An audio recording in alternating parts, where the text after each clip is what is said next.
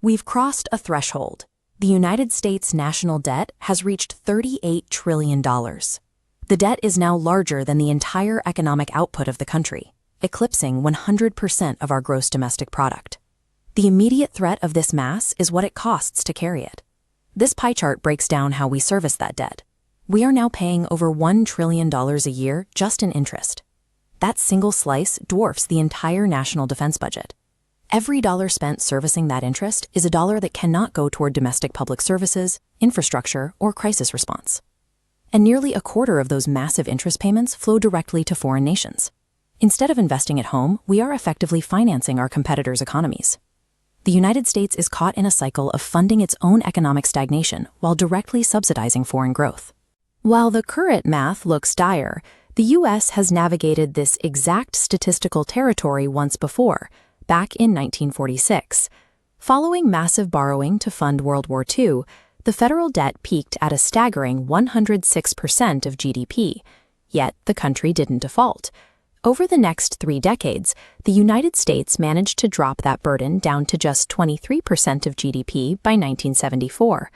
This specific post-war recovery demonstrates that even at these debt levels, a trajectory shift is possible, though the conditions that enabled it have changed. The core engine of that 1946 recovery was explosive economic growth. The U.S. literally outgrew its own debt, powered by rapid industrial expansion. The first major driver of this growth was a massive influx of women entering the American workforce. The second was the post-war baby boom, which guaranteed decades of sustained consumer demand and a rapidly expanding future labor pool. Erasing the debt in the mid-20th century relied on these specific demographic expansions. They were structural advantages that we simply do not have today. Political leaders today routinely claim we can rely on fast economic growth to erase our current debt. But modern productivity data tells a different story. This compares the steep upward curve of 1950s labor growth against our current reality. Today's labor force will grow by just 0.1% annually, neutralizing the post-war playbook. Furthermore, once a nation's debt crosses 77% of GDP, it actively suppresses long-term economic growth. At the same time, 4 million baby boomers are retiring every single year, shifting from taxpayers into mandatory federal support programs. This chart tracks projected annual budget deficits.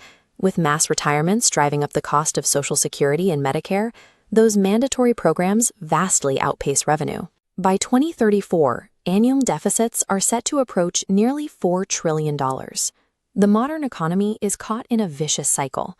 Borrowing to pay for past promises is actively choking off our future prosperity. This graph illustrates the path of inaction. Without reform, escalating borrowing will push the debt well past 160% of GDP, and potentially as high as 354% over the next 3 decades. If that happens, the financial markets will stop supplying the loans, investors will lose confidence, interest rates will skyrocket, and the government will be forced into draconian budget cuts just to keep the lights on. However, this chart plots a different outcome. By implementing a specific, nonpartisan 30-year roadmap, we can diverge from the red disaster curve and stabilize the national debt around the current 100% of GDP, eventually driving it down to 73%.